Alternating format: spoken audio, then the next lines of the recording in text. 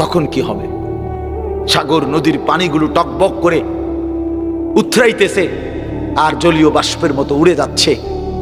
আল্লাহ বলেন ওয়াতাকুনুল জিবালু কালঈহিনিল মানফুশ, পাহাড়গুলো তুলা ধুনাইয়া সারলে, তুলা ধুনাই বোঝেন মানে ল্যাপতোষকের জন্য তুলা আগে ধুনাইতে হয়, হয় মেশিন দিয়া নয়তো হাত দিয়া বাইরেইয়া, এগুলারে ভালো করে করে কি করতে হয়, একবার আলাদা আলাদা করতে হয়।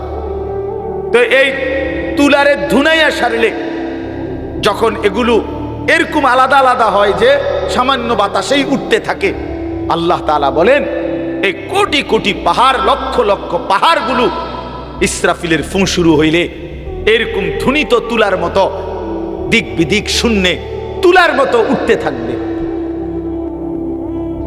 আল্লাহ বলেন তখন কি হবে বান্দা? মানুষের হালাত কি হবে? কাল ফরাশিল মাবসুস, মানুষ বিক্ষিপ্ত পতঙ্গের মতো।